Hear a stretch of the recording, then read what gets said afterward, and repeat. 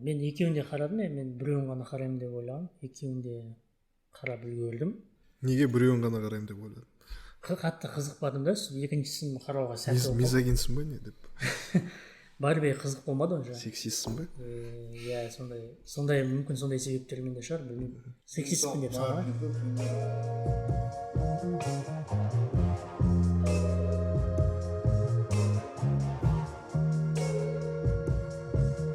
Депа подкаст. Мәдениеттегі трендтерді талқылаймыз. Барби енді жеңіл фильм деуге болады, бірақ жеңіл фильм болса да, ішінде кәдімгідей өзекті тақырыптар айтылады. Енді бәріне белгілі сол феминизм. Негізгі тақырып феминизм. Бірақ күлкілі жеңіл форматта кәдімгідей жеткізген. Және радикализм жоқ, андай радикал феминистерден қорқатындар болса. Керісінше өзің еркектігің туралы ойланып қаласың. Кейбір жерінде мысалы деп қаласың. Мысалы фильмнің басында андай енді түсінікті ғой, феминизмді олар жаман қырда, жаман жағынан көрсетпейді, бірақ кейбір моменттерінде фильмнің басында сондай болып көрінді да, феминизмге мазақ ретінде кейбір сценалар сөйтіп көрінді. Жалпы сендерге Барбида феминизмді көрсеткені ұнады ма, көңілден шықты ма, қалай шыққан? Біз енді ер кісілер болғаннан біз енді өйтіп сынай алмайтын шығармыз оны.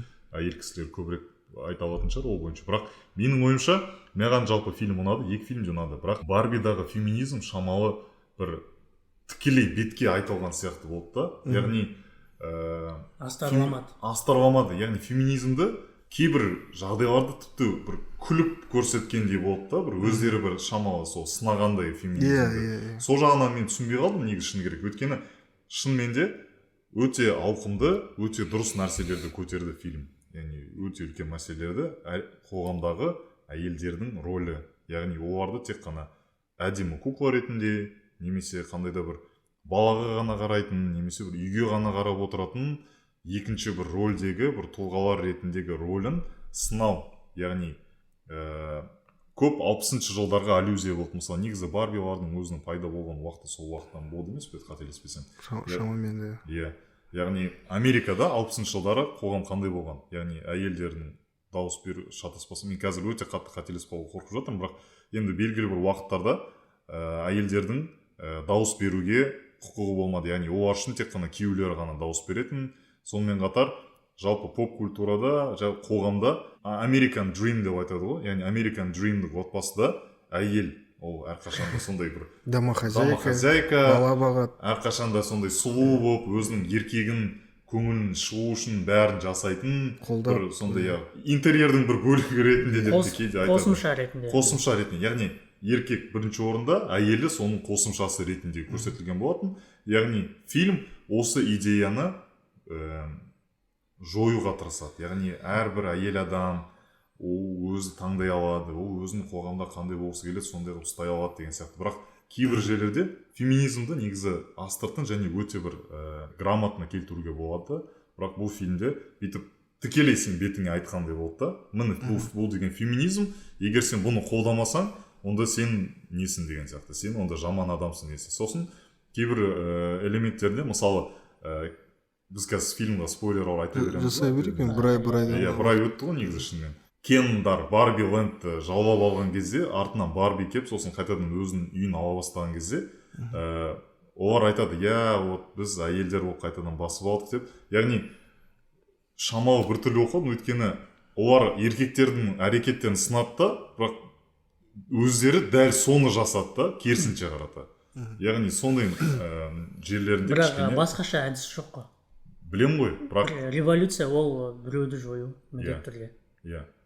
Енді феминизмнің жалпы негізгі өзінің ойы еркектер мен әйелдердің теңдігі ғой. Олар патриархат жаман, бірақ матриархат жақсы деген сияқты бір ойға келтіргенде болды да. Мүмкін мен дұрыс түсінбеген шығармын. Өйткені менің ойымша феминизмді одан жақсы бір тұлғада бір сипатта көрсетуге болатын еді сәл-сәл.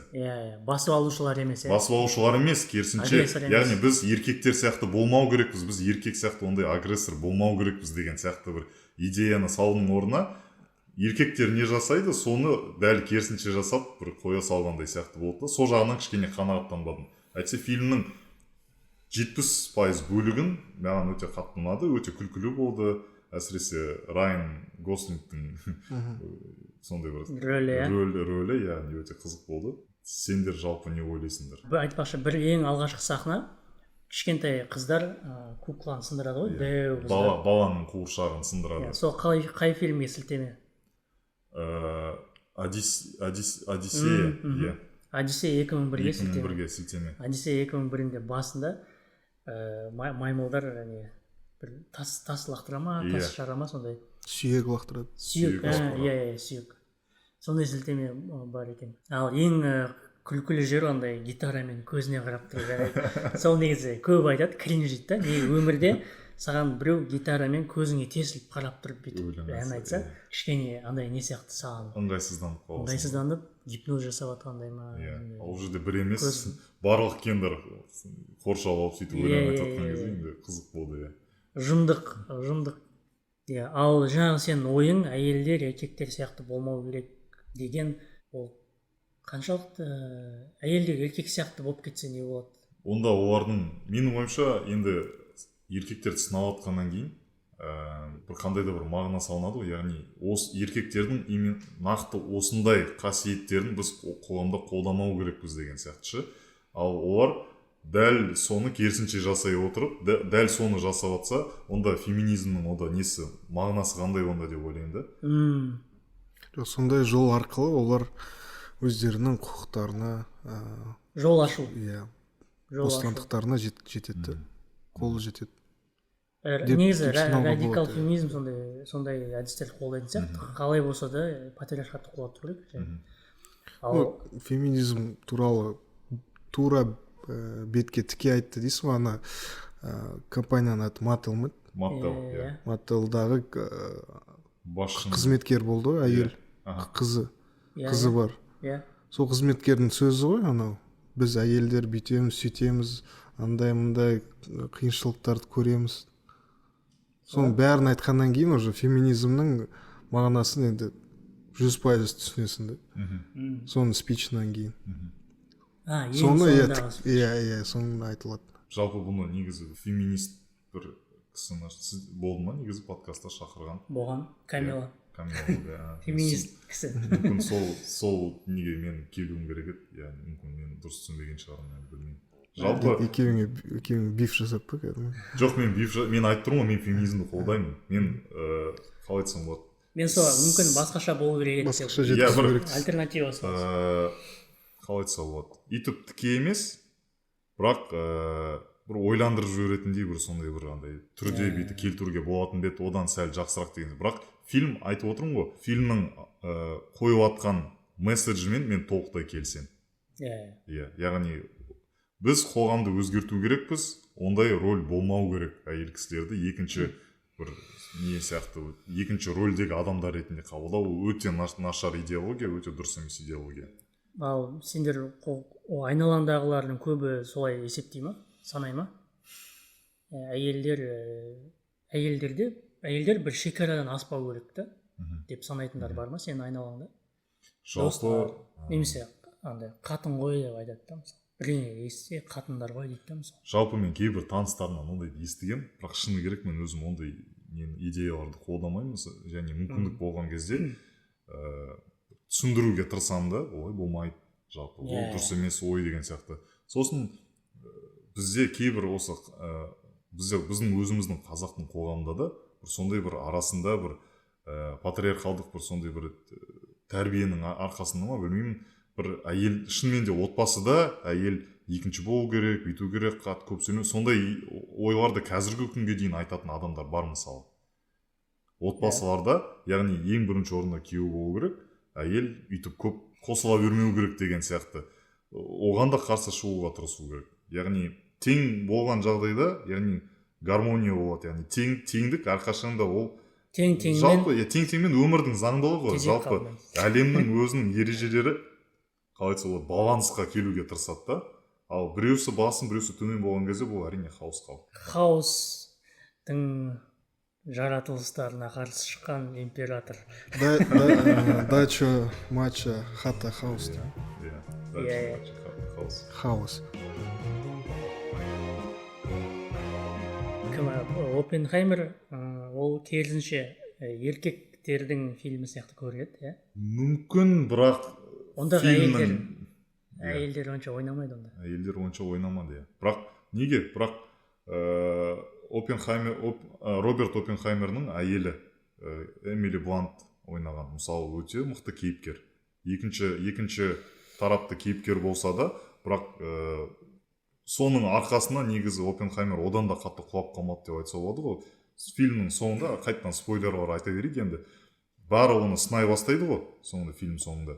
Ол қанша еңбек жасаса да, бәрібір артынан оған допуск бермей, сол кезде негізі жалғыз қолдау көрсетіп қалған, шынайы қолдау көрсетіп қалған оның әйелі ғой, мысалы. Яғни бұл жерден де үйтіп әйелдерді бір екінші деңгейде деп үйтіп айта алмаймын, менің ойымша. Бірақ бұл ана таптаурынды бекітіп тұр, әйел, әр еркектің артында мықты әйелі бар деген сияқты таптаурын бар ғой. Негізінен, иә. Енді фильм 40-шы жылдар, 50-шы жылдардағы оқиғаны айтады, енді ол кезде заман сондай болған. Менің ойымша, Нолан жай ғана сол уақытты көрсеткісі келді, жалпы тарихилық жағынан ешқандай бір нелер болмайтындай. Ауытқу болмайтындай, иә. Негізі Оскарға лайық фильм сияқты. Мен басында көрген кезде сол күні енді қатты бір әсер ала қоймадым. Қатты бір вау дейтіндей бір фильм сияқты көрінген жоқ та, бірақ кейін келесі күндері былай қараған кезде өте бір үлкен. Кәдімгідей атом жарылсын толқындары сияқты жетті ма ақырындап? Солай сияқты, радиация кейін сезілді. Өйткені бірінші көрген кезде Оппенхаймер ойнаған, Киллиан Мерфи. Әлі бір сол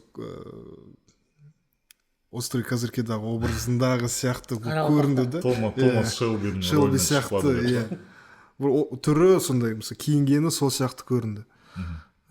Сол үшін аса бір актерлік ойынын бір бағалай алмадым. Керемет дей алмадым. Бірақ қайткенмен де Оскарға лайық фильм деп ойлаймын. Алатын шығар. Біз киноға Оппенхаймерға IMAX-та бардық. Енді ол жерде дыбыс мықты болды. Және Ноланның өзі фильмді IMAX форматына арнайы түсіргеннен кейін 70 миллиметр. Яғни экранның өзінің соотношение дейді ғой, резолюшнның өзі бір сондай бір 4:3 форматына жақын келді. Содан кейін көп кадрларын біз дәл ортасынан алдық. Сосын фильмнің жалпы саундтрегі мықты болды, әсерлі болды. Және де фильмнің түсірілімнің өзі өте әдемі. Людвиг Горансон. Людвиг Горансон. Саундтректі өте жақсы жасаған. Ана сценасы қатты ұнады. Мысалы, бомба жарылады ғой, содан кейін қайда лекция оқи ма, бір жерде выступать етеді ғой. Спич. Адамдардың алдында. Өз сөзін айтып жатады да, вот біз жардық, біз істедік дейді да, бірақ ішінен кәдімгідей қателік жасағанын өзі түсініп тұрды. Сол кезде артқы фоны кәдімгідей дірілдеп кетеді, музыкасы да дауыста қосылады, сол қатты әсерлі болды. Адамдардың дауысы естілмейді. Өзі сахнада тұрса да, адамдардың бүйтіп аяғымен, денесімен қимылдап жатқан дауыстар естіледі да, бірақ олардың айқайлап қуанып жатқандар естілмейді. Тыныштық. Өз-өзінің ойымен қалған. Жалпы эффекттер мықты болды, және де фильмнің өзі 3 сағат болса да, енді кімге әрқалай болған шығар, мен 3 сағаттың қалай өткенін байқамай қалдым. Енді мүмкін мен өзім үйреніп қалған шығармын 3 сағаттық фильмдер көруге. Бірақ жалпы тарих жағынан да, тарихилық жағынан да, бір әсерлік жағынан да өте жақсы түсірілген фильмдей болды. Өйткені мен шыны керек Острый козырькиді көрген жоқпын. Бір сезонын ғана бір қызығып арасынан бір көрген шығармын, бірақ шыны керек Үшкір қалпақтарды басынан аяқ сериалды көріп шықтым деп айтамаймын. Сол себептен Оппенхаймер маған ондай бір флешбэктар, ондай нелер алып келген жоқ Үшкір қалпақтармен. Бірақ менде қазір эмоциялардың барлығы қосылып кетті да. Сондықтан енді шамалы кішкене қиындау келтіруге тура келіп отыр, бірақ сосын ұнағаны екінші деңгейлі рөлдерге өте көп атақты актерлер түскен. Каст мықты болды. 1-2 минуттық рөлдер болса да, Рами Маликтің ойнағаны. Содан кейін президент Трумэнді ойнаған Гарри Олдман. Гарри Олдман мысалы ойнап шықты. Иә, ол сондай гриммен көп қатысып кетті сол. байқалмай кетеді Иә. сол екен. Содан кейін кімнің Роберт Дауни кішінің өзі қалай ойнап шықты мысалы, соңына дейін интриганы сақтап. Кімда жас актриса Пью. Флоренс Пью. Иә, негізі мен фильмді көрмес бұрын көп сондай нелер спойлерлар көргем. 15 минуттық сондай бір ашық сценалар бар деп, иә, сондай. Бірақ 15 минут емес. Жоқ, жалпы отырады ғой. Жалпы қосқан кезде бір 15 минут шыға ма, сонда барлығын бірге уақытын хронометражын қосқан кезде. Соншалықты емес қой. Жоқ, жалаңаш отырады ғой екеуі. Иә, сөйлесіп. Соның бәрін қоссам бір 15 минутта шығады. Иә. Көп мемлекеттерде, араб мемлекеттерінде қай жерде кесіп тастады сол. Кеспеген CGI мен Флоренс Пьюдің үстіне қара көйлек жасап қойған компьютермен. Соны хиджаб, иә. Хиджаб емес, бірақ қандай денесін жауып тұратын сондай көйлек сияқты CGI мен жасап қойған екен. Бізде кинотеатрларда ашық көрсетілді. Жалпы Қазақстанда тұрып жатқаныма қуаныштымын дейсің сол үшін. Жалпы енді дінді ұстанатын адамдар да бізбен бірге фильмде отырды, мен байқадым, бірақ олардың тарапынан бір ойбай құрсын деп шығып кетіп кинотеатрдан ондай жасаған байқаған жоқ. Мысалы шамалы бүйтіп бір-біріне қарап күлді, бірақ ары қарата фильмді көре берді. Иә. Үйде көрістен деді. Иә, сол жағынан үйге бара алайық. Иә, аудиторияға риза болдым, залға риза болдым, өйткені ондай бір шамалы өйтіп ойбай құрсындан тұру керек деп өйтіп ондай ешкім бұзған жоқ фильмді. Немесе керісінше деп жабайланып. Біздің қоғам соншалықты, біздің діншілдер соншалықты емес. Иә. Ол жақсы. Соған бара жатыр бірақ. Біздікілер үйреніп қалған ғой. Сондай секуляризмде өмір сүретінімізді. Кәпірлер ғой. Не істесе істей берсін. Просто мән бермейді. Иә, сондаймен өмір сүреді деп ойлаймын. Аман Гарри Олдманды байқағаным, ол Черчилльді ойнады ғой, иә? Сонда да грим болды. Мұнда да грим. Сосын үшінші гримі, ол қателеспесем, Ганнибал Лектор бар ғой? Иә. Соның екінші фильмі ма? Сонда ол коляскада отыратын кісіні ойнайды. Соны Ганнибал Лектор кезінде қинап түрін бүйтіп тастаған. Соны Гарри Олдман ойнайды. Сосын бесінші элементте де ол бір түрі өзгерген ғой кәдімгідей. Трансты ойнай ма? Кімді ойнайды? Транс емес. Трансты ойнайтын ол Крис Такер. Крис Такер ойнайды. Трансвестит қателеспес. Мен есімде жоқ, кішкентай кезде көргенмін. Сондай Гарри Олдманның сондай гримдік эксперименттерге дайын екен. Жалпы гримдағы Гарри Олдман маған вайбы 2018 жылғы Vice деген фильмді көріп пе ма? Кристиан Бейлмен. Атақты вице-президент Дик Чейни туралы түсірілген фильм. Сол кезде, яғни сен жалпы адамды танып тұрасың кім екенін, бірақ шынайы адамға да ұқсайды да, актерді танып тұрасың. Сондай бір вайбтарды қалдырды. Vice деген фильмді көруге кеңес беремін тыңдарман. Ол жерде де сол кімді ойнай ма? Чейни? Жоқ, ол жерде кім ойнайды? Кристиан Бейл. Дик Чейни толықтау келген. Иә. Кристиан Бейл соған Оскарға нетті емес пе? Иә. Алмады бірақ номинация болды. Американың билігінің ішкі құрылысын жақсы түсінуге мүмкіндік беретін фильмдердің бірі. Жалпы президенттік, жалпы андай губернаторлық қалай болатын, жалпы соның ішкі кухнясын, ішкі асханасын түсінуге жақсы бір не береді. Егер саясатпен немен қызығатын болсаңыздар, көруге кеңес беремін. Сондай вайбтарға ұқсас болды. Карточный дом сияқты ма? Иә. Сөйтіп Оппенхаймерді қаншаға бағалайсыңдар деп па? Оннан жоғары бағалаймыз. Бірақ оның бір қиын жері кейіпкер өте көп. Иә. Білмеймін, 20-30 кейіпкер былай ауысып жүреді экран алдында. Сосын аттар аталады, сол кезде шатасасың, егер темада болмасаң, контекстте болмасаң. Мен соңына қарай кішкене ұйқым келе бастады, үшінші сағат кеткен кезде. Өйткені қашан жарылыс болады дедім ба? Жоқ, жарылыстан кейін тергеу болады ғой. Сол жерде өте көп диалогтар, өте көп ондай сценалар ауысып отырады. Сол кезде мен шатастым да, кішкене қалып қалдым. Ұйқымда келіп кетті. Кім Рами Малек шыққан кезде басын тыңдадым да, кейін не айтып жатқанын кішкене түсінбей қалдым. Кейін бір сөзді айтады да, бәрі вау деп түсініп кетеді, мәселе неде екенін. Осы екен ғой. Сол ғой негізі ақпарат тасып жүрген, иә? Кімді? Жоқ, ол керісінше көмекшісі. болған сол Манхэттен проектісіндегі соның Роберт Оппенгеймердің жанында жүрген сол жақын достарының бірі ақпаратты сонда айтып отырған, Ресейге беріп отырған. Сосын ал Рами Маликтің кейіпкерін ол жаққа Роберт Дауни кішінің кейіпкері шақырады, адмирал Штраус, шатаспасам. Сенатор Штраус, ол оказывается военный флотта, яғни морской флотта болған, сол үшін оны адмирал деп айтады. Сондай как полковник деген сияқты сондай атағы бар. Және Даунидің ең күшті рөлі деп айтып. Жақсы, шыны керек. Тони Старктың рөлінен басқаша бір қабылдауға рұқсат береді да. Сондай бір мүмкіндік тудыратын фильм. Рами Маликті ол жерде сол күн Роберт Дауни кішінің кейіпкерімен қосылып Оппенхаймерді жамандайды деп ойлады да, бірақ плот твист сондай, ол керісінше ол соны ақтап шығады да. Соның нәтижесінде сол адмирал Штраус, мистер Штраус не болмай қалады, губернатор болмай қалады ғой штаттан.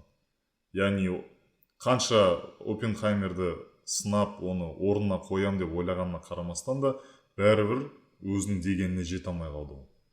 Және соңында Кеннедиге отсылка жасады, яғни сілтеме жасаған болады. Бір жерде Кеннеди айтылды. Қарсы шыққан сенаторлар арасынан 2-3 ғана қарсылық білдірді деді. Ал сонда қарсылық білдірсе ол жерде ол болмай қалады да, яғни барлығы түгелдей қолдау керек. Соның арасына бір пәленше штаттан жас сенатор Кеннеди деп тұрды. Қызық. Бұл андай момент дейді, мен бір жерден естідім. Бұрын біз супергерой қараған кезде, супер қаһарман, біз комикстағы кейіпкерлерді танып, мынау кім ғой, Daredevil ғой, мынау кім тағы, Капитан Америка ғой деп танып отырамыз. Ал мына жерде біз ғалымдар супергерой рөлінде, мынау Теллер ғой, мынау Айнштайн, Хайзенберг ғой деп. Нильс Борды көрсетті. Мынау Эйнштейн ғой деп. Сондай ғалымдар супергерой рөліне келген бір ерекшелігі бар дейді. Сондай ерекшелігі бар. Эйнштейнді ойнаған актерді кішкене білмеймін, түрі онша келістіре алмайды Эйнштейнге түрін. Сенің кіремедің ба? Бірден түсінікті ғой Эйнштейн екен, бірақ түрі кішкене карикатурный сияқты көрінді. Бірақ кейіпкерді мен ойымша жақсы алып шықты. Жалпы егер де сіз научпоппен, ғылыммен, физикамен, химиямен қызығатын адам болсаңыз, бұл фильм сіздің көңіліңізден шықты деп ойлаймын. Өйткені мен өзім научпопты жақсы көремін.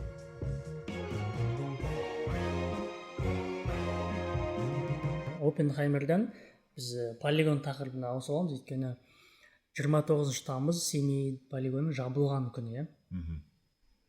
Оппенхаймердегі ең енді әсерлісі сол бомбаның жарылысы ғой. Кәдімгідей ең басында бомбаның жарылғанын көрсетеді. Дәу грипп сияқты, саңырауқұлақ сияқты жарылыс көрінеді да, бірақ дауысы шықпайды. Біраз уақыт бойы, бір 30 секундтай ма дауысы шықпады. Өйткені түсініксіз болды.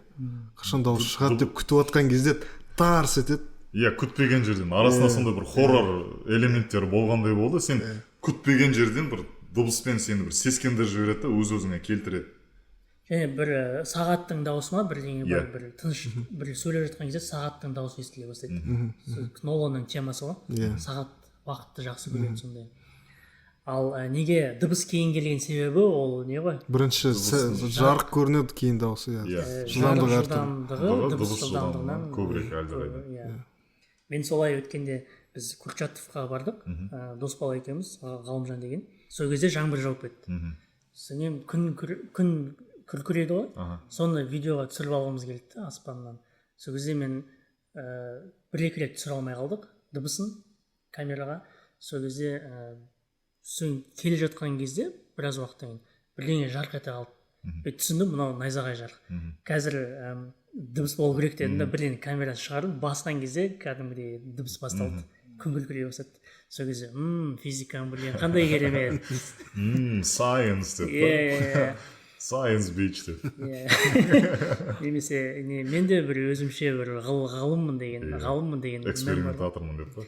Мен де Оппенхаймермын дейсің. Мен де бір өзімше Оппенхаймермын деп ойлап қалдым. Сондай қызық болды. Курчатовтың өзінде 140 километр Семейден. Біз Индрайвпен бардық. Жету қиын емес негізі. Жол жақсы негізі. Өйткені ол бұрыннан бері маңызды объект, жол үнемі жақсы болған. Содан кейін қазір тұрғын, бұрын көбірек болған, қазір тұрғын саны 12.000 адамдай. Шет жағында және қаланың ортасында кейбір тастанды ғимараттар бар, бос ғимараттар. Біз сол шет жағындағыларға бардық. Сосын ең танымал тастанды ғимарат ол ресторан Ертіс мейрамханасы. Ол да үлкен мейрамхана болайын дегенде болмай қалған ба сондай. Сосын тағы да бір ксро-ның іздері бар ғимараттарға кіріп шықтық, іші бос. Сондай вайб сезесің, сталкердің вайбы, Чернобыльдің вайбы сондай бар. Қызық. Ал негізі жарылыстар сол Курчатов қаласынан далаға қарай бір 10 шақты километр жерде болған. 20-дан астам мүмкін. Және әртүрлі алаңдар болған. Алаң, площадка. Балапан. Площадка балапан деген болған. Сосын Г деген площадка есімде. Біз бірақ ол жаққа бару үшін арнайы рұқсат алу керек екен. Біз онда бармадық, тек қаланы үшін көрдік. Қалада енді көп, 90% ғимарат ескі. Курчатовта. Курчатовтың ішінде. Шаған қай жерде? Сосын қайтарда біз сол аялдамада қаланың ішінде таксиспен келісіп, Шағанға сен жайдан жай тоқтап, ешкім тоқтамайды онда. Және жолдан да такси ұстау қиын да, қол көтеріп ұстаған, тоқтамауы мүмкін. Сондықтан біз индрайв емес, жаңағы таксиспен келісіп 10.000 теңге төледік. Негізі адам басына 2.000 теңге. Сонда сен 2.000 теңге Семейге жетесің. Бірақ біз бүкіл салонға 10.000 төледік та, жол ортасында Шағанға кіріп шықсын деп айттық, күте тұрады, біз аралап шығамыз. Шаған деген станция Шаған бар, сосын әскери кент Шаған бар. Екеуі жақын орналасқан. Ол деген авиация полкының әскерлері тұрған, қызметкерлері 11.000 адам болған. 95 жылға дейін 11.000 адам тұрған. 91-ге дейін, 95-те соңғы адамдар кеткен жерден. Бір 10 шақты бос ғимарат тұр, этажи. Кәдімгі панель үй дей ма? 5 қабаттық біз тұрып жатқан үйлер ғой, бірақ тек тасталып кеткен. Ешқайсының дерлік баспалдағы жоқ. Екінші этаждан шыға алмайсың. Подвалына түсе аласың, сосын бірінші қабатына жүріп аласың. Үстіне шығуға болады, бірақ бәрін тасып алып кеткен. Сол 90-95-терде енді елестетемін да мен. Сен үйіңде бәрі тұр, телевизор, мебель, техника бәрі бар. Сен сол үйіңді кликке жабасың да, кетесің. Құжат анау аласың, алатын нәрсеңді аласың да. Өзің қайдан келдің, мысалы сен Новосибирсктен келдің, Иркутск, Мәскеу, Ленинград, сол жаққа ораласың. Тап-таза үй тұрады, оған бір қазақ келеді. Немесе қазақ емес, міндетті түрде Қазақстан бір азаматы шет жақтағы ауылдардан келеді, че там деп. Не бар екен шын? Не бар екен? Немесе көбінесе менше қаладан келген сияқты. Өйткені андай материалдар көп, бетон, анау, соның бәрі үлкен бетон блоктарды тасыған қалаға деп естідім. Сол бетон блоктар мен естуімше қаланың бір кейбір алаңдарында жатыр деп естідім. Біреудің есік алдында жатыр әлі мүмкін. Сондай, иә? Жалпы ол қалашық сондай әскерилерге арналған сондай бір жабық қаланың бір несі болған ғой, соның үйлері болған ғой, сондай түсінуімше. Иә. Стратегиялық алысқа ұшатын стратегиялық авиацияның қызметкерлері. Ол әрине Шағанға тоқтайды. Шағанда аэродром болған айтпақшы. Станция және аэродром. Аэродромға келеді да, сонда бүкіл қаланың қасында тағы не бар? Мұнай қоймасы бар. Елестет. Біз көрдік, түбінде мұнайдың қалдықтары ма, бірдеңе қап-қара бір сұйықтық жатыр. Сол мен түсінуімше содан мұнаймен не жасайды, заправка жасайды. Сөйтіп ары қарай ұшады. Яғни Шағаннан ұшатын ұшақтар, олар алысқа барлау жасайды. Мысалы, қиыр шығысқа дейін барады. Тынық мұхитына дейін бару мүмкін деген сияқты. Содан кейін немесе сол қызметкерлер ары қарай Курчатовқа барады. Сосын Курчатовқа жетпей бір 5-6 километрде бір не тұрады, блокпост тұрады. Қазір ол жоқ, бұрын тұрған дейді. сен ары қарай сен кіргізбейді. Сол 80-ші жылдары қазақтар бүйтіп сыбыс тарайды екен да, ана жақта бір құпия қала бар екен деп, жабық қала, ешкім білмейтін қала бар екен деп, сондай сыбыс болған екен да Семей маңында. Өйткені малшылар былай жетеді да сол жерге, ары қарай қайтарып жібереді әскерилер. Өткізбейді. Сондай сыбыс тарап жүрген екен. Негізі Курчатов картада белгіленбеген. Сол 80-90-ға дейін картада болмаған. Сонымен барып пайда болған.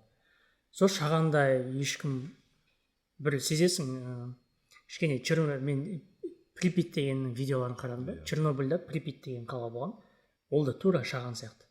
Вайптары соған ұқсас. Иә, бірақ тек не жетіспейді, карусель жетіспейді, не шырмауық басып. Аттракциондар жетіспейді. Ал былай бір двор тұр, екі үй тұр, ортасында двор, бетон тұр да, сен елестете аламын. Бәрі жақсы болған кезде сол бетонның үстінде балалар ойнап жүрген, футбол ойнаған, сол бетонның қалдықтары. Сосын бір бөлме, бір пәтердің ішіне кіріп көрдім, бірінші этажда. Обой бар ғой, түс қағаз.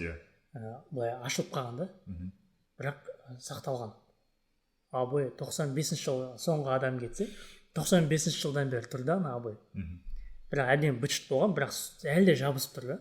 Соны ойладым да, КСРО-ның продукттері сапалы материалдар клей мықты болды, ПВА жел мықты болды. Жалпы ол КСРО емес, негізі мен бағанағы сұрақты не үшін қойдым? Ол құпия қалашық болды ма деп, яғни. Иә, болды. Жалпы бүкіл Кеңес одағының территориясында ондай құпия қалашықтар өте көп болған. Және ол жақтағы үйлердің де сапасы әлдеқайда жоғары болатын, қарапайым қалалардың өзіне қарағанда. Және де олардың қамтамасыз етуі де жоғары болған. Яғни айлықтары да сол жерде жұмыс істейтін адам жоғары болғаннан кейін, мүмкін сол себептен ол жердің заттарын таси бастаған шығар деп ойлаймын да, өйткені қаланы кәдімгі қалалармен салыстырған кезде ол жердің бетонын да аямаған, қымбат бағалы заттарын да жасаған. Сол себептен оны көп адамдардың тасып кетуі логикаға сыйымды. Қисынды, өйткені басқа Ресейдің қазір территориясындағы да, Қазақстан территориясында сондай жабық қалашықтардың көпшілігінің сондай нелерінен ұрланған болады. Тағдыры сондай, иә. Әрине оны алдымен неге тапсырған, МВД-ға тапсырылады. Ішкі істер министрлігі. Иә, ішкі істерге тапсырған деп түсіндім. Әрине ішкі істердегілерде ақымақ адамдар отырған жоқ. Енді движ жасап кеткісі келетін, тірлік жасап кеткісі келетін адамдар болды деп ойлаймын. Сосын олар әрине орынбасар болсам, министрмен айтамын, бауырларыма Семейдегі. Ана жаққа барып алып кетіңдер, диван ананы бәрін алып кетіңдер деп. Бос шатыр ғой. Бос шатыр, иә. Сондай болған деп ойлаймын, деп пайымдаймын өзімше, қиялдап. Иә, қиялдап от сөйтіп пайымдап қоямын. Негізі сондай жерлерге не үшін бару керек деген сұрақ туындады да менде. Бұл да тарихи ескерткіш қой. Неге біз мысалы Измирдағы Эфес деген қалаға барады, 2000 жыл бұрынғы гректердің қалдығы. Соны түсіну үшін, көру үшін, білу үшін, сезу үшін, аңғару үшін. Тура солай мына қалашықтарға барып, КСРО-ның қандай болғанын түсінесің, сол заманда не болғанын түсінесің. Уақыт машинасы сияқты. Уақыт машинасы сияқты, иә. Капсула секілді сақталып қалады да сол уақытта сонда. Иә, және Индрайвпен бізді апарған таксист, андай қызық әңгімелері де қызық болды да, сирек кездесетін жағдай, таксисттің әңгімелері пайдалы болды. Өйткені ол бұрын сонда тұрған екен, Бөдене деген ауылда тұрған екен. Бөдене деген сол ертістің бойында, соған жетпей, Курчатовқа жетпей, сонда ата-анасы тұрған, және оның әкесі неге Курчатовқа кірген, жұмысқа орналасқан, қаланың ішіне кірген екінші қазақ. Одан бұрын бір машинист болған, машинист қазақ. Ал анау екінші адам болған, шопыр болып кірген, 70-ші жылдары. Сонда қазақтарды сол уақыттың өзінде де сондай маңызды нелерге кіргізбеген деп, қоспаған сондай маңызды проекттерге деп айтса болады. Иә, ол жерде жергіліктілерден де бірден қабылдамайтын еді. Сол Оппенгеймерді қарап отқан кезде, мысалы жарылыс болғаннан кейін де, ана аудиторияның алдында сөйлеген кезде де бірден маған енді Семей полигоны еске түсті, жылағым келді, ананы көріп. енді бәрібір содан басталған нәрсе қаншама жылдар бойы 40 жыл бойы қазақ даласын адамдарын улады, мүгедек қылды, ауру қылды, неше түрлі әлі де аурулар бар ол жақта. Енді зардабы үлкен. Соны енді оны мойындату жағын енді басқа тақырып, басқа мәселе, оны кейін көре жатармыз. Мен жазып алғандарымнан есіме түсіріп отырмын да, жазып алдым да кейбір ақпаратты. Сол жаңағы таксист, аты Бейбіт деген кісі. Бейбіт. Бейби. Бізді тыңдап отырсаңыз, сізге жалынды сәлем. Иә. Әкесі Төлеген Тұрсынханов екен. Сол шопыр болып істеген. Ол Курчатовтың өзі қаза болғаннан кейін, қайтыс болғаннан кейін соның аты құрметіне қойған. Оған дейін ол қала Секретка деп атаған екен. Секретка. Немесе Берік деп атаған екен. Яғни Берік, жағалау деп, жаға деп атаған екен, жағалау. Сондай әртүрлі аттар болған екен. Содан кейін барып ресми түрде Курчатов деп қойған. Ана бірінші машинист қазақтың аты Төлеухан екен. Сондай Төлеухан алғашқы, Курчатовтағы алғашқы қазақ машинист болған.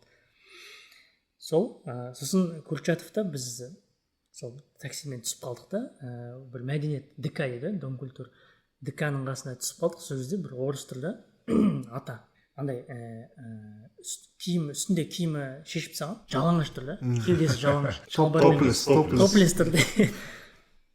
Шынымен ойладым, бір маңызды емес, бір не кісі деп осынша қызықпадым да. Типичный. Иә, сол Ғалымжан барды да сұрады. Ол деген ДК-ның қасында огороды бар да, ДК-ның. Соны қазып отыр. Сөйтіп жол сұрап алайық деп, не бар, не жоқ деп сұрап алуға. Радиоактивті капуста. ДК деген мәдениет үйі болсын. Иә, мәдениет. Соны басында Ғалымжан сөйлесіп тұрды, сосын мен қасына барып тыңдап тұрсам, ана кісі жай адам емес екен да. Андай кинодағыдай бәрі бір келіп, бір пипец біреу болып. Шарма бар өзінің. Біріншіден өте орысшасы өте әдемі, өте сауатты сөйлейді. Әдеби сауатты сөйлейді. КСРО-ның кезіндегі сөйлеген адамдардың сөйлеген мықты КСРО-ның енді мықты білімін алған кісі екен көрініп тұр. 80-ге таяп қалған, бірақ күректі нық ұстайды. Күрекпен басады. Күрекпен бастан да бас жүрмейтін қажет болса. Сосын ол аты Евгений Александрович. Дяджене деп кеттік сосын деп па. Бірақ басына тегімен айтсын деді ма? Олай өзіміз Евгений Александрович деп өзіміз сөйтіп, білмеймін, андай орыспайский вайптар кетіп қалған соң. Евгений Саныч. Евгений Саныч деп кеттік та. Сөйтіп ол өзінің хикаясын айтып бір мен ойлағам, бір 10 минут қана сөз тұрамыз, 1 сағат тұрдық сонымен. Анау кәдімгі тоже тайм машин сияқты да. Соның әңгімесіне кіріп кеттік. Ол өзі связист, байланыс қызметкері ғой. Яғни ол полигон площадкаға барады екен да, не тоқты орнатады, бүкіл тоқтарды орнатады екен. Және радио байланысты орнатады екен.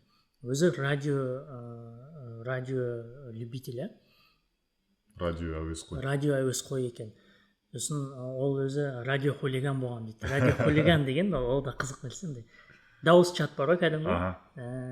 Анау пандемияда шыққан аты не еді? Дауыс чаттың application. Клабхаус па? Клабхаус. Сол кезде Клабхаустың шебері болған да. Яғни олар өте үлкен антенна орнатады да. Басқа бір қалада антенна орнатып қойған адамдармен бір толқынға шығады да, сөйлеседі екен. Әркімнің өзінің позывной деген бар. Позывной болады екен. Яғни аты, лақап аты, радио қауымдастықтағы лақап аты. 14-я база, ответьте. Сол сияқты. Бірақ мен өкініштісі мен соның позывнойын ұмытып қалдым да, айтты, ұмытып қалдым. Бірақ қандай бір пафосты, бір сондай болған шығар енді. Ондай емес, андай сияқты бір инженер, первый инженер деген сияқты бір атау да, қарапайым. Или бір могильщик деген сияқты ма, бір сондай бір атау. Могильщик дегеннен пафосты емес қой. Иә, пафосы бар, сондай бір инженерник па, сондай бір атау болды. Мафиозник емес па? Ол мен түсінгенімше әр республиканың радио қауымдастықтың арасында әр районның коды бар болады екен, код атауы. мысалы бүкіл Қазақстанды Ульяновск Николай 7 деп айтады екен. Яғни мысалы UN7 иә сонда. UN7 шығар, иә. Мысалы Ульяновск Николай 7 деп шығады. Типа басында кто говорит деп сөйлейді, иә. Ульяновск Николай 7, ол Қазақстанның аумағы дейді да. КССР аумағы дейді да. Сосын ары қарай позывной деді. Позывной пәленше дейді. Сөйтіп ары қарай сөйлеседі екен да.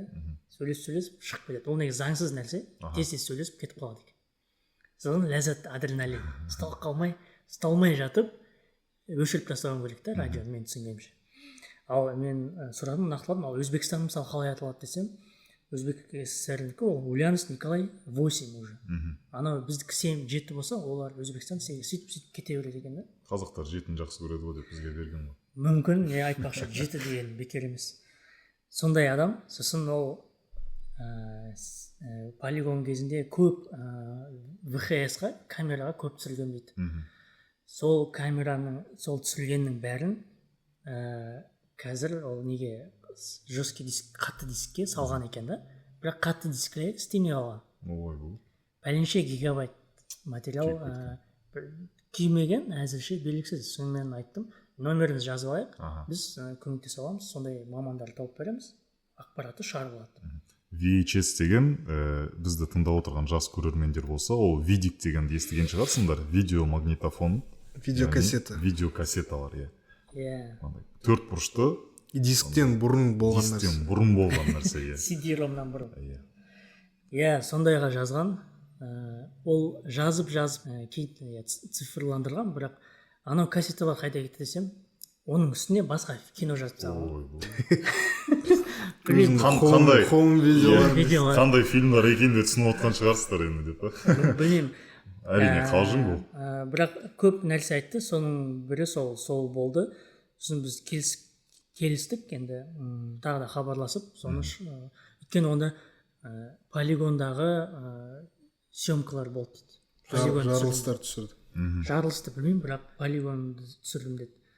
Ал сіз өзіңіз жарылысты көрдіңіз бе десем, иә деді. Ол андай кезде келген ғой, жер асты жарылысы кезінде істей бастаған. Одан бұрын әуедегі жарылыстарға тыйым салды ғой 60-шы жылдар. Ол 70-шы жылдар істеген. Яғни ол қандай жарылысты көрдім деді. Кейде жарылыс жер астында жарылған кезде жер көтеріледі. Дүмпу пайда болады. Сол дүмпіген жерлерге барып көрдік дейді жарылыстан кейін. Мен оның айтуынша радиация шықпайды дейді, жердің астынан көтерілмейді деп айтты. Бірақ андай техникалық ақаулар болған кездер болды, радиация жердің бетіне шыққан кездер болды, ондай өте сирек болды дейді. Жалпы негізі мүмкін жердің астында сол жарылыс жасаған жерлерді қорғасын қапталған бір куполдар болды ма екен? Қазір сондай ғой, 91-де жауап сондай әртүрлі мамандар келіп қаптады ғой. Оған дейін ашық тұрған. Және оның ішінде темір өткізетіндер бар ғой, темір іздеп, сым темір, иә? Медь, қалай қазақша? Медь қалай? Мыс, о. Купрум, иә. Купрум СО4. Мыс іздеушілер сондай шахтаға түскен да, сондайды болдырмашын бекітіп салған. Сосын андай изделие деп айтады. Бомбаны изделие деп айтады. Изделие номер 5, изделие номер 6. РДС деген бұл. РДС деген бомбаны изделие деп айтады екен да, олар өздерінің терминологиясы әскери. Изделиені штольня дейді, шахта, штольня. Штольняға салатын аймақ, соны конечный бокс деп айтады екен. Яғни конечная точка, да, соңғы бокс. Сондай терминді түсініп алып естідім да, маған қызық болды, сондай терминологиясы. Ал айтпақшы, конечка демекші, сол Курчатовтағы станцияны конечная деп атаған. Семипалатинск 7 деген, әлі 4 деген, Семипалатинск 4 деген, сосын Москва 400 деп айтқан. Қазір ол станция Дегелен деп аталады. Курчатовтың тура қасында станция бар, Дегелен деген. Сондай атауларға келетін болса. Сол бұрын елестете алмаған нәрсе, бұлай екен ғой деп түсіндім да. Сол изделиені салатын конечный бокс, сонда көп сым темір көп болады екен да. Өйткені әртүрлі приборлар, есептеуіш құрылғылар орнатады. Шкала, жарылыс, доза, радиация дозасын, сол приборлардың тоқтарын бәрі сол конечный боксқа жалғанады. мен өйткені бұрын былай ойлайтынмын да, бомбаны шұңқырға салады да жаба салады да жара салады. Қарапайым, тым қарапайым. Мен соны ойлап қалдым да, мә осылай екен ғой деп өзімнің сондай таяз ойлағаныма таң қалдым да. Оған арнайы бөлме болады жердің астында.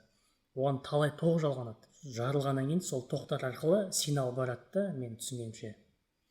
Ана жақта құрылғыларға 10 шақты километр жерде құрылғы тұр да, өздерінің ғалымдар отырады бөлмеде, басқа бөлмеде. Сол құрылғыларға не келеді, сигнал есептейді, соның бәрі одан арқылы баяндама жасайды, ғылыми қорытынды, ғылыми нәтиже жасайды. Сондай күрделі екенін мен сол кісімен сөйлескеннен кейін ғана түсіндім да, жаңағы Евгений Александровичпен. Гидтар болды ма ол жерде? Гидтары жоқ, ондай жоқ. Егер әрине андай неге площадкалерге барсаң, болу керек. Жалпы менің сондай бір күйінішім бар, соған байланысты, яғни осындай бізде жарылыстар болғанын біле тұра, сол жерлерді, яғни жарнамалауға болатын еді, бір жақсы бір айналасына инфрақұрылым жасап, адамдарды, яғни туристік мақсатта алып келсе де болатын еді. Яғни сол жағынан кішкене бізге әлі күнге дейін өзіміздің мүмкіндіктеріміз қолданамыз. Өйткені жалпы КСРО кезінде ондай аймақтар аз болды ғой. Ресейде шатаспасам Капустин Яр бар, сосын бізде осы Семейде сондай жарылыстар жасалған. Капустин Яр бір бөлігі бізде ғой, Қазақстанда, бірақ ондай ауқымда болған жоқ ол жерде меніңше. Ол жердің астында болды ма? Көп болмады. Көп болмады. Ең үлкендері ол ана жаңа жерде болды, Арал, Новая Земля. Ең царь бомба деген бар. Ол жерде адам тұрмайды. Бүйтіп көрсетеді диаграммада Хиросима мен Нагасакидағы жарылыс тұрады, кішкентай. 20 килотон. 20 килотон ба? Анау бір бәле мегатон. Содан 1000 есе де ғой, царь бомба деген. 1000 емес, 2400 есе. Сондай ма? Ол да Семейде жарылған сонда. Новая Земля деген Арктика. Сондай, білмеймін, ауқымдылығына таң қаласың. Ана Новая Земля қазір сол жарылыс болған жерлер, өлі жерлер ғой. Дым-дым. Су астында да жарған сол жерде, Новая Земля. Сол кеңес өкіметін айтамын да, не көрді соншалықты жарысып, соншалықты үлкен бомба жасап. Бұл жерде нағыз зұлым империясы болған негізі. Былай қарасаң. Жаңағы Евгений Александрович, енді мен әңгімесен түсінгенім, осының арқасында, осында құрбан болды, бірақ соның арқасында бізде ядерный щит пайда болды, бізге ешкім шабуыл жасай алмады, біз қорғаныста болдық деп ақтап отыр да. Әрине ол өзін совок деп айтады, өзіне ирония, өз ирониясы бар да. Совок ретінде мойындаймын дейді да. Қайта ол кісі өзін солай айтуының өзі, яғни өзіне анализ жасай алатын адам болып тұр ғой. Жасайды, жасап отыр. Өйткені кейбір адамдар бар ғой, мүлдем тіпті КСРО-да бәрі жақсы болған, сендердің қазіргі сынап жатқандарың ол қате деп айтатын адамдар да бар ғой. Бірақ енді оң жақтарын да сол жақтарын да айта білу керек, оны мойындай білу керек бәрі. Бір моментте ол орыс тілін алып тастау туралы әңгіме ұнатпаймын деп айтты. Ол радикал қалай деді? Повылазили деп айтады да. Повылазили деп айтты да. Повылазили. Бірақ соны айтқаннан кейін ол қазақтар өзін кішкене не болып қалды ғой, өзін бізге айтып отқан кінәлі сезініп қалды ма, ұялып қалды ма, қазақтарды мақтай бастады. Ну, гостеприимный народ. Вот мы когда по работе в окрестности, маңайдағы ауылдарға барған ғой, олар енді арақ алуға барады екен да ол кезде. Арақ табу қиын екен, көңіл көтеретін жер, мен түсінгенімше, сол қаланың ішінде қиын да, көңіл көтеру, өйткені әскери режим. Ал шет жақтағы ауылдарда қазақтар оларға арақ сата ма, солай түсіндім. Қыздармен барып сонда демалады екен.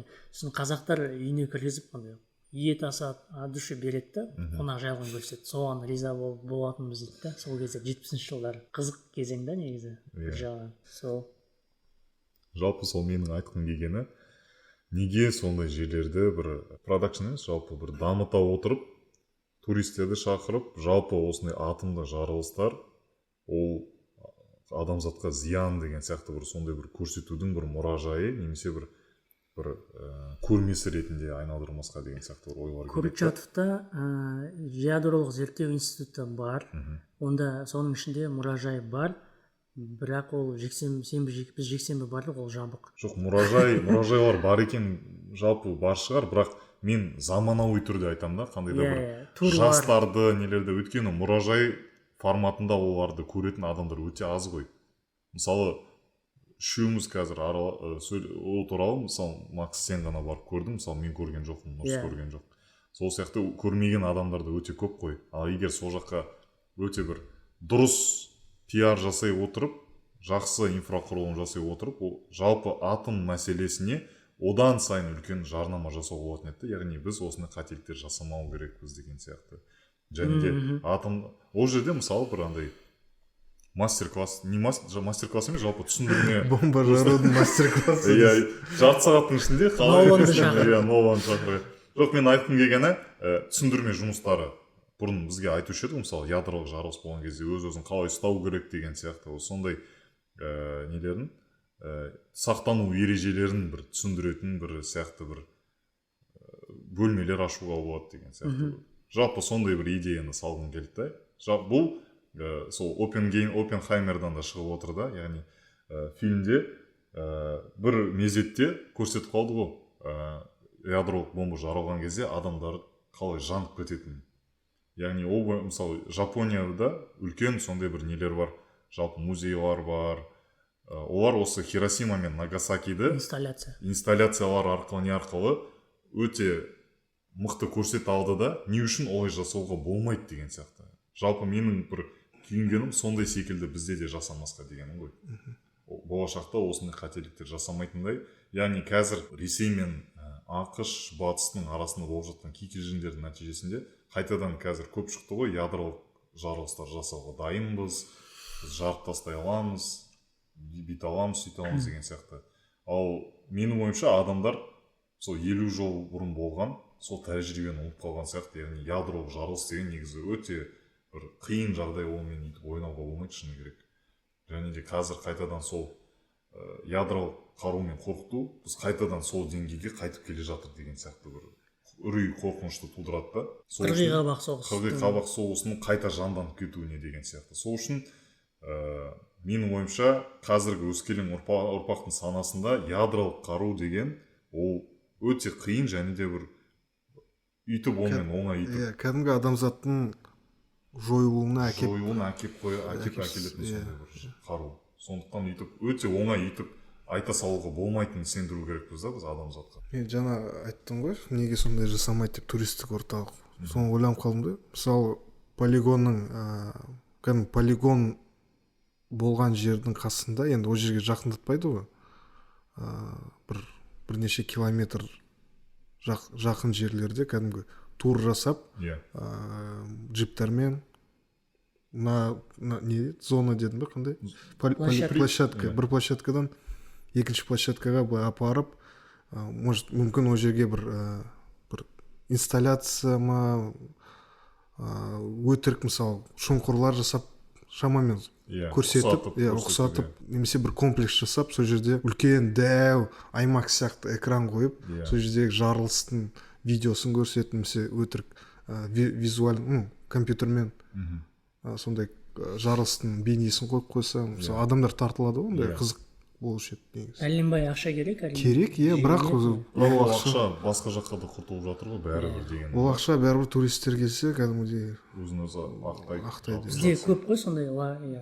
Бізде потенциал көп, ол полигон болсын, мысалы табиғат болсын, мысалы мәдениет жағынан да көшпенділердің, бүркітшілер, құсбегілердің мәдениетін көрсететін мысалы түрлі фестиваль нелер болады, аңшылық, солар арқылы да мысалы тартуға болады да. Мысалы қазір оның мысалы осы құсбегілікті айтып отырмын ғой, оны моңғолдар өздеріне тартып алды да. Баян-өлгейде сол жердегі қазақтар сол жердегі құсбегілерді көру үшін шетелден кәдімгідей көп келеді Моңғолияға туристер. Негізі бізде істеуге болатын еді. Сол ғой менің күйіне. Істейтін де шығар, бірақ танымал емес бүкіл әлем бойынша. Жалпы туризм бойынша істеуге болатын нәрсе көп, бірақ әлі де онша істелініп отқан жоқ. Мысалы Чернобыльдан да жасады ғой. Қазір ол жерге турлар көп, адамдар барып тұрады, өздері жеке баратындар да бар. сталкер дейді олар. Сталкер, иә. Мысалы Чернобыльде барлығы біледі да, бірақ семейде ондай жарылыстар болған мысалы көп адам. Енді Қазақстанда әрине бәрі біледі, бірақ шетелде басқа жақтан адамдарды сөйтіп шақыруға болатын еді да. Қытайдан туристер келетін еді, немесе орталық Азияның мемлекеттерінен де жақын мысалы олардан адамдар келіп көретін еді. Бір қызығы мысалы Чернобыльде атом электростанциясы ол жерде ондай жарылыс болған жоқ қой, саңырауқұлақ сияқты. А бізде кәдімгідей болды қаншама жыл. Кәдімгідей ізі қалған да, шұңқыр, Ізі мысалы атом көл деген бар. Видеолары бар. 72 жылы пайда болған атом көл деген. Енді сосын сонда жарылыстан кейін шұңқыр қалады, бірнеше метр, мүмкін 100 метрге дейін баратын сияқты. Диаметр. Диаметрі және түпке тереңдігі де мүмкін 50 метрге дейін баратын сияқты. Сосын оны суға толтырған, суды қайдан алғанын түсінбедім. Бірақ сол суға кейін балықтар жүрген, тексерген қалай әсер етеді радиация балықтарға. Сосын андай аңыздар бойынша неше түрлі 8 аяқты балықтар, сондай аңыздар бар, бірақ Годзилла деп. сондай неше түрлі құбыжықтар шыққан деп айтып отырады да. Бірақ жаңағы бізбен барған Бейбіт деген кісі сол атом көлдің балығын жеп өстім дейді. Және көріп тұрсаң тірімін дейді да. Атом көлдің балығын жеп өстім. Әзірше тірі. Нешеде ол жасқа шығып? 60-қа қалды. 50-ден асты, 50 мен 60-тың арасы. Ал қайтар жолда біз сол площадкілерде күзетші болған кісінің бар. Ол уже бертін күзетші болған. Андай бәрін бітеп тастады ғой. Сол кезде жас 45-тегі кісі шамамен таксист болып істейді, сол Семей мен Курчатовтың арасында. Күзетші болғанда сөйтіп ол негізі көп ақпарат айтуға болмайды. Сондай бір келісім шарттары қол қойғанын айтты. Сосын жол айтты, жол алыс деп түсіндіріп берді. Жайдан жай бара алмайсың деді, сол площадкілерге. Соны түсіндіріп берді. Жалпы атом ядролық қарудың адамға зияндығын немесе оның қалай адамға әсер ететіндігін толығырақ бір сонымен танысқыңыз келсе, YouTube'да «Мир наизнанку» деген Дмитрий Комаровтың Жапонияға қатысты бағдарламалар циклы бар. Сол жерде, шатаспасам, бір немесе екі шығарылымды нақты осы Жапониядағы атомның жарылыстары, осы Хиросима мен Нагасакидағы жарылыстар қалай Жапонияға жалпы халқына қалай әсер етті, және де оның қалай болғандығы туралы өте жақсы түсіндірілген сипатталып. Егерде және де естіген шығарсыздар, осы Оппенхаймерді көрсеткен кезде Жапонияның басшылығы оны өздерінің мемлекеттерінде көрсетпейтіндігі туралы айтқан болатын. Көп адамдар сол кезде Жапонияны сынаған болатын. Неліктен, ол жалпы әлемдік фильм ғой, ол яғни болып кеткен нәрсе де. Бірақ егер сіз сол Жапонияның сол Хиросима мен Нагасакида қалай болған сол бағдарламалар арқылы немесе өзіңіз ізденіп оқысаңыз, түсінесіз ол халыққа бұл жарылыстардың өте оңай келмегендігі. Жалпы бүткіл Жапонияның өміріне үлкен бір сондай бір қатты дақ қалдырған жағдай. Сол себептен олар бұған өте бір қауіппен, бір щепетильно деп айтады, солай қарайды. Сол себептен көруге кеңес беремін сіздерге де, құрметті тыңдармандар. Мен көрген видеоларды түсіндіреді. Жалпы жарылыс қалай болады деген кезде, бір алдымен жарылыс басталған кезде бірнеше метр, диаметрі 5-6 метр әппақ шар пайда болады. Жарқыраған шар. Сол бірнеше секунд қана тұрады, содан тарайды. Сол одан сайын өршіп келеді. Және ол жерде температура өте қатты болады. Яғни адамды секундтың ішінде жоқ қылып жібереді. Яғни қайнатып жібереді, сізді атомдарға дейін қайнатып жіберетіндей температура болады. Яғни адамнан еш нәрсе қалмайды. Киім, еш нәрсе қалмайды. Жапонияда сол жарылыс болған аймақтарды көрсетеді. Әлі күнге дейін олардың мен риза болатыным сақтап қалған сол дақтарды. Атақты нелер бар? Мост. Сол көпір жарылыс болған жерде. Сол жерде адамдардың, былай қарап тұрсаң, қарапайым көлеңке сияқты, бірақ негізінде ол сол көпірде тұрған адамның ізі. Яғни соның үстінде жарылыс болған кезде, анау адам секундтың ішінде жай ғана тақ ретінде. күл болып қалған. Тіпті күлді ғана Күл емес. жалпы із бетонның үстіндегі із ғана көлеңке сияқты қалып қалған. Емес. Иә, сондай көргенмін суреттер. Маған мысалы сол бағдарламалар өте қатты әсер етті. Содан кейін мен ядролық жалпы атом саласына және ядролық саладан бір қатты бір сондай үрейленетін болдым да. Мен ойлағым қазір подвалымда шағын лабораториям бар. Сол себептен иә. Тыңдармандар, біздің патреонымыз бар. Осы эпизодтың шығарылымында сілтеме тұр. Бізді қолдағыларыңыз келсе, патреонға міндетті түрде тіркеліңіздер. Сіз неғұрлым көп қолдасаңыз, біз соғұрлым көп қызықты эпизодтар жасай аламыз, аудио кітаптар шығара аламыз, бір шағын лекциялар шығара аламыз, 5-10 минуттық бір түсіндірмелер шығара аламыз. Деппану кәдімгідей толық нұсқасы шығады. Иә, патреонда. Қазақ граммарға қатысты басқа контенттер, қазақ граммардың негізгі парақшаларында шықпайтын немесе кейінірек шығатын контент патреонда шығады. Патреон арнайы сондай платформа, сіз қаржы кәдімгі ақшалай қолдап жазылым арқылы әр ай сайын төлеп тұрып бірегей контент ұсынасыз, бірегей контентті қабыл нете аласыз. Бірегей контентті Андай қаласыз. Тұтына аласыз. сияқты болды ма? Нет жіберді деген сияқты. Тұтына аласыз.